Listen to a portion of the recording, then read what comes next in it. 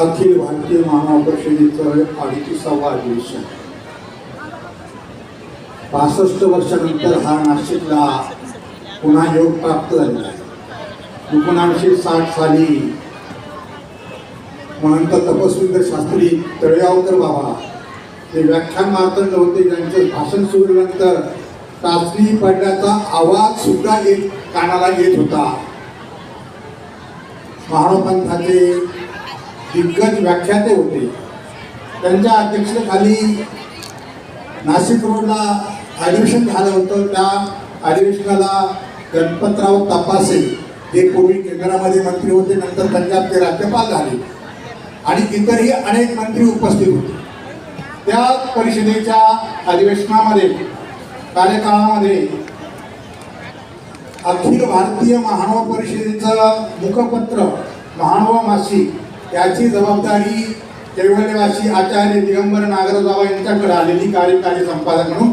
आणि त्यानंतर ज्यावेळी बाबा 1974 साली अध्यक्ष झाले तेव्हापासून त्यांच्या कैवल्य धामाला जाईपर्यंत ते मानव मासिक अविरत चालू राहिलं। नंतर कालांतराने ते बंद पडलं। माझी नवीन अध्यक्षांना विनंती राहील की त्यांनी ते परिषदेचं मासिक मुखपत्र पुन्हा सुरू करण्यासाठी प्रयत्न करावेत, कारण आज लिहिणारे भरपूर झाले पण व्यासपीठ नाहीये, गाव संपेट करावा, व्यक्त व्हायला जागा नाहीये, अधिकृत आहे।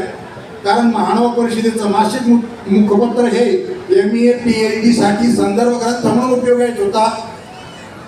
त्यावेळेच्या मराठी साहित्यातल्या दिग्गज लेखकांची लेखणी मानवामध्ये प्रगट होत होती, ती बंद झालेली असे प्रमाणभूत असं कोणतंही मासिक मुखपत्र राहिलेलं नाहीये।